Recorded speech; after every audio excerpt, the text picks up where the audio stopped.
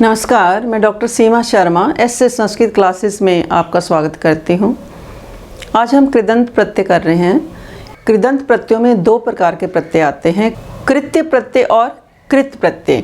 तो कृत्य जो आज हम प्रत्यय करेंगे, तव्य और अनियर, ये कृत्य प्रत्यय के अंतर्गत आते हैं। कृत्या प्रत्यय के अंतर्गत 7 प्रत्यय आते हैं, तव्यत, तव्य, अनियर, केलिमर, यत, क्यप और न्यत। तो आज हम सबसे पहले तव्य और अनियर प्रत्यय करते हैं। इसका सूत्र है तव्यत, तव्य, अनियर। ये विधि कृदंत है।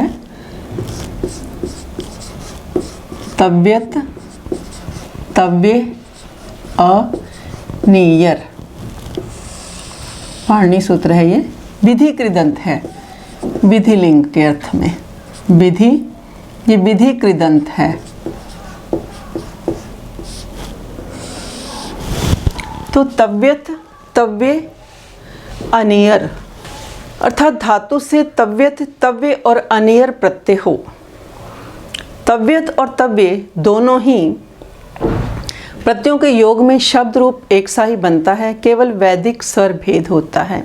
यानी तव्यत और तव्य दोनों ही प्रत्ययों के योग में जो हम शब्द रूप बनाएंगे प्रत्यय लगाने के बाद, वो एक जैसे ही बनेंगे, केवल वैदिक स्वर भेद है। अतः तव्यत के त की और अनियर के रेफ की इत संज्ञा होती है और तस्य लोप्य से उसका लोप हो जाता है। तो यहाँ पर हमारे पास दो प्रत्यय आ गए, तव्यत, इसका त का लोप हो गया, और दूसरा अनियर, इसके र का लोप हो गया। तो तव्य और अनिय, ये दो प्रत्यय हैं। तो ये जो तव्यत है, तव्यत और तव्य दोनों क्या हैं? समान हैं। तव्यत और तव्य दोनों प्रत्यय हमारे कैसे हैं? ये केवल वैदिक स्वर भेद होता है। केवल ये इन दोनों प्रत्ययों के, तव्यत और तव्य दोनों ही प्रत्ययों के योग में शब्द कैसे बनते हैं? एक जैसे ही बनते हैं और केवल वैदिक स्वर भेद है।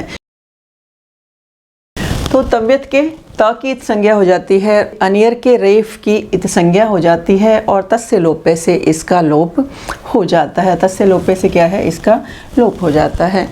तो तव्य और अनियर प्रत्यांत शब्दों का प्रयोग विधिलिंग लकार के अर्थ में किया जाता है। यदि विधिलिंग के वाक्यों को जब हम कर्म वाच्य में बदलने के लिए तव्यत प्रत्यय का प्रयोग किया जाता है। तव्यत और अनियर इन दोनों प्रत्ययों का प्रयोग किया जाता है।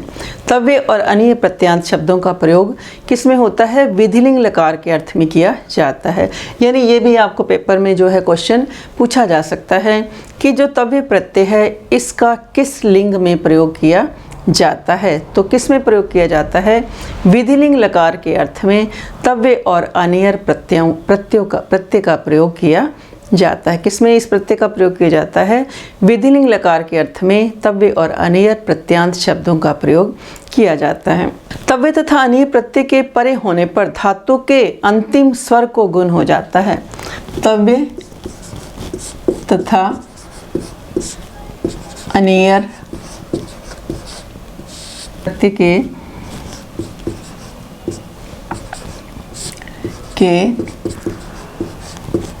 परे होने पर धातु के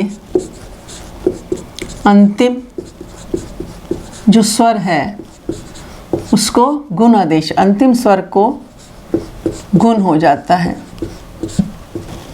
अंतिम स्वर को गुण हो जाता है। ई को ए, ऊ को ओ, और री को अर, इस तरीके से ये आदेश हमारे हो जाते हैं।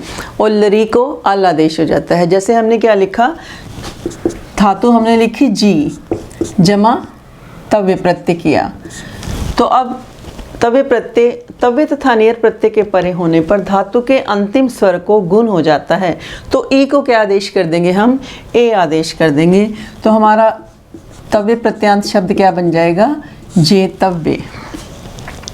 तो हमारा तव्य प्रत्यांत शब्द क्या बन जाएगा? जे तव्य। इसी तरीके से और शब्द हम ले लेते हैं कि जैसे नी जमा हमें तव्य किया, नी जमा तव्य किया, तो क्या बन जाएगा? नी जमा तव्य किया तो नेतव्य। नी माने ले जाना, ले जाना चाहिए, ले जाना।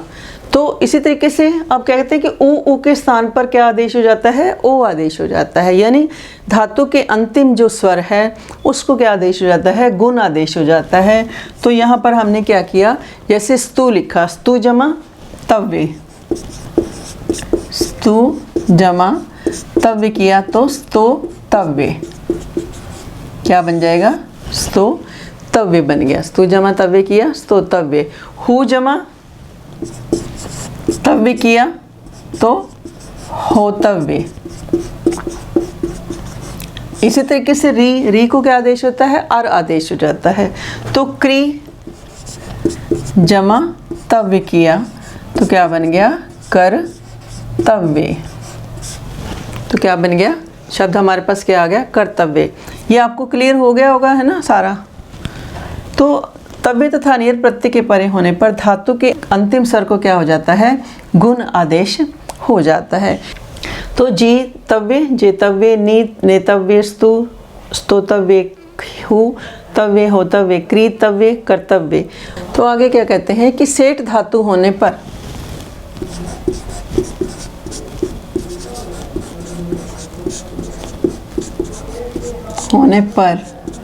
धातु और प्रत्यय के बीच में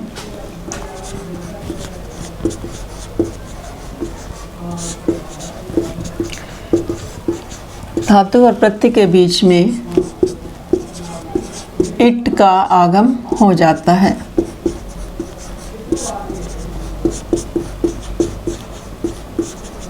धातु और प्रत्यय के बीच में, सेठ धातु होने पर धातु और प्रत्यय के बीच में इट का आगम हो जाता है। तव्य प्रत्यय परे होने पर, तव्य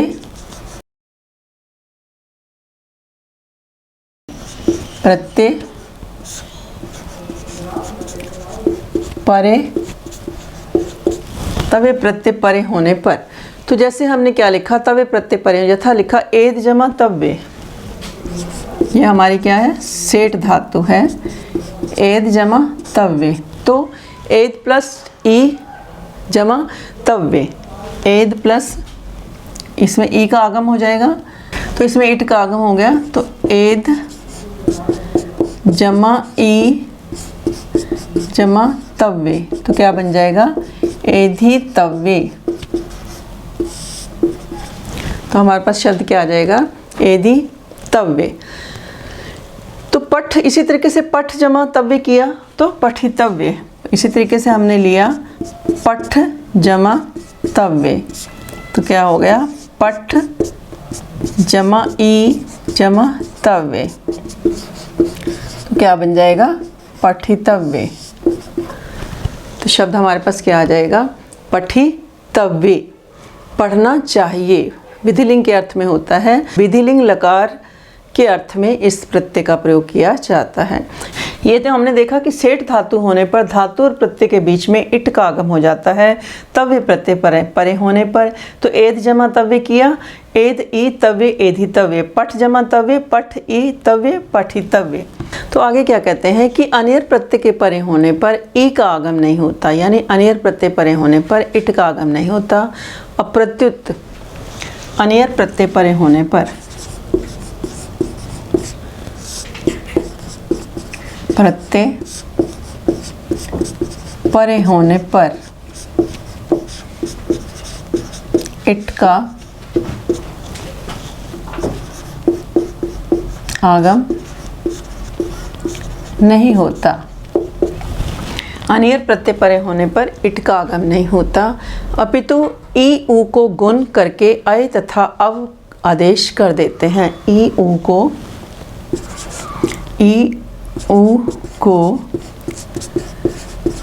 को क्या कर देते हैं हम, गुण कर देते हैं। तो ई ऊ को गुण करके अय और अव हो जाता है। ई ऊ को गुण करके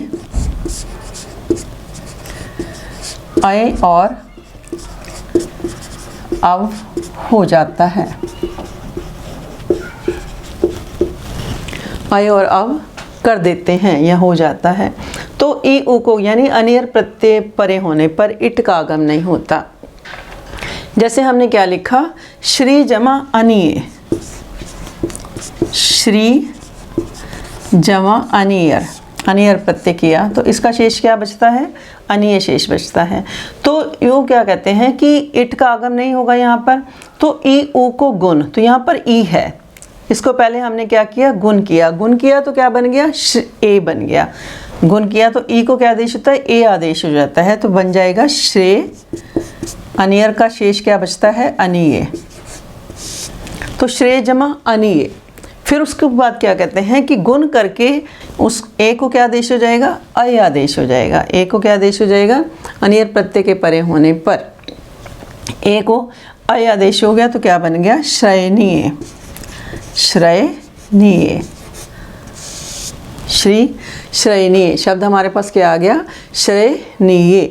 इसी तरीके से और शब्द ले लेते हैं, जैसे भू जमा अनीय, भू जमा अनियर किया, तो पहले हमने अनियर प्रत्यय परे होने पर इस ऊ को क्या आदेश किया, गुण आदेश किया, तो क्या बन गया, भो जमा अनियर का अनीय शेष बचा, भो जमा अनीय। अब क्या कहते हैं कि फिर जो गुण है उस ओ को हमने क्या आदेश किया, अव आदेश किया, तो भव बन गया, तो भव जमा अनीय, तो क्या बन गया, भावनीय। ये चार्ट भी आपको दे दिया जाएगा लास्ट में इसका। अनियर प्रत्यय परे होने पर इट का आगम नहीं होता, ई ऊ को गुण करके अय और आवा जो आदेश हो जाता है, श्री का अनियर, फिर ई को ए कर दिया, श्रेय जमा अनीय, और फिर ए को अय आदेश कर दिया तो क्या बन गया, श्रयणीय। इस तरह से भू को अनियर परे होने पर ऊ को ओ कर दिया, गुण कर दिया, तो क्या बन गया, भो जमा अनीय, फिर ओ को क्या कर दिया, अव आदेश कर दिया, एचो अयवा यावै, इस सूत्र से हमने क्या कर दिया, ओ को अव आदेश कर दिया, तो क्या बन गया, भावनीय। तो यदि आप ऐसे संस्कृत चैनल पर नए हैं तो चैनल को लाइक करें, सब्सक्राइब करें और शेयर भी करें। जैसे हम आज प्रत्यय कर रहे हैं तो तव्य और अनियर प्रत्यय जैसे हम कर रहे हैं, तो इसके साथ यदि आप ऐसे संस्कृत लिखते हैं तो पूरा वीडियो आप देख सकते हैं, पूरा चैनल देख सकते हैं, और प्लेलिस्ट में जाकर के भी जो आप देखना चाहते हैं, संधि, समास, कारक, छंद, प्रत्यय, प्रकरण, अलंकार, ये जो भी आप देखना चाहते हैं आप प्लेलिस्ट में जाकर के भी देख सकते हैं। तो तव्य तथा अनियर प्रत्यय सकर्मक धातुओं से कर्म में होते हैं, यानी कर्म वाच्य में इनका प्रयोग किया जाता है। कर्म प्रत्यय करने पर कर्म कर्ता में तृतीया, कर्म में प्रथमा और क्रिया कर्म के अनुसार होती है, यानी तव्य और अनियर प्रत्यय सकर्मक धातु से कर्म में होते हैं। तव्य और अनियर प्रत्यय सकर्मक धातुओं से, सकर्मक धातुओं से, तव्य और अनियर प्रत्यय सकर्मक धातुओं से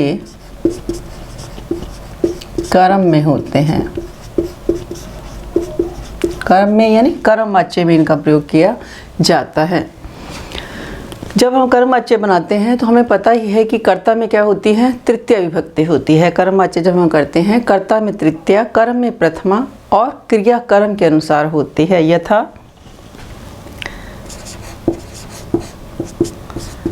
तेन ग्रामः गंतव्य, कि उसके द्वारा गांव जाना चाहिए, यानी वो व्यक्ति क्या है कि उसके द्वारा गांव जाना चाहिए। तेन उसके द्वारा, तेन मैंने कर्म वाच्य में, कर्ता में क्या होती है, तृतीया विभक्ति होती है, और कर्म में प्रथमा विभक्ति होती है, और क्रिया किसके अनुसार होती है, कर्म के अनुसार होती है। तो तेन ग्रामः गंतव्य, तेन ग्रामः गंतव्य। इसी प्रकार वो क्या कहते हैं, भाव प्रत्यय करने पर कर्ता में भी तृतीया विभक्ति होती है, और तव्य प्रत्यांत शब्द में नपुंसक प्रथमा विभक्ति एक वचन का प्रयोग किया जाता है।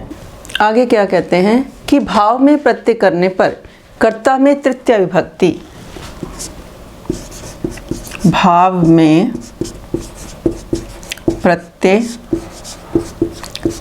करने पर कर्ता में तृतीया।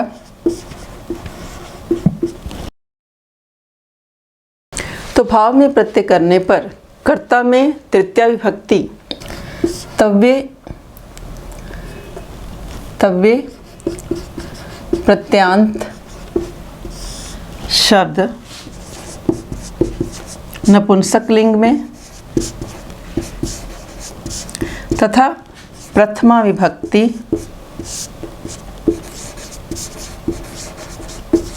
एक वचन में होगा।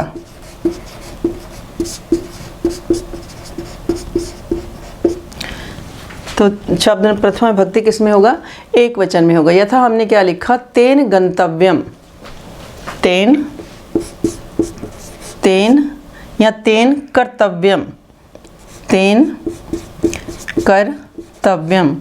तो यहाँ कर्म नहीं है, उसके द्वारा करना चाहिए। तेन क्या है? यहाँ पर करता है, उसके द्वारा किया जाना चाहिए या उसे करना चाहिए। तो यहाँ पर क्या है कि कर्म नहीं है, तो कर्ता में क्या आई? तृतीया विभक्ति आई। और जो तव्य प्रत्यांत जो शब्द है उसमें नपुंसक लिंग प्रथमा विभक्ति एक वचन का रूप हमारा आया है। उसमें क्या आया है हमारा? प्रथमा विभक्ति एक वचन, नपुंसक लिंग प्रथमा विभक्ति एक वचन का रूप आया है। इसी तरीके से तेन स्मरणीयम, तेन स्मरणीयम कि उसके द्वारा याद किया जाना चाहिए, उसके द्वारा क्या है? याद किया जाना चाहिए। तो तेन स्मरणीयम, तेन कर्तव्यम, तेन स्मरणीयम। इसी तरीके से तेन गंतव्यम, उसके द्वारा जाना चाहिए। तो तेन यहाँ पर क्या है? कर्ता है। और फिर हमने क्या किया कि कर्ता में तृतीया विभक्ति और क्रिया जो है नपुंसक लिंग प्रथमा एक वचन में ही होगी। क्रिया किस में होगी? नपुंसक लिंग प्रथमा एक वचन में ही होगी। तो तव्यत और अनियर इन दोनों के रूप तीनों लिंगों में चलते हैं। यथा पुल्लिंग में राम की तरह, स्त्रीलिंग में लता की तरह और नपुंसक लिंग में फल की तरह चलते हैं। तो जैसे हमने क्या लिखा कि पहले गंतव्य, गम धातु से हमने पुल्लिंग में बनाया, पुल्लिंग में किया तो क्या बन जाएगा? गंतव्य। स्त्रीलिंग में गंतव्य, पुल्लिंग में किया गंतव्य, ये हमारा क्या है? पुल्लिंग है। स्त्रीलिंग में किया तो गंतव्य। फिर नपुंसक लिंग में किया गंतव्यम, गंतव्य, गंतव्य, गंतव्यम। अब उसके बाद हमने अब इसी गम धातु को यदि हम उसमें करेंगे, अनियर प्रत्यय लगाएंगे, अनियर प्रत्यय लगाएंगे, तब क्या बन जाएगा? पुल्लिंग में गमनीय,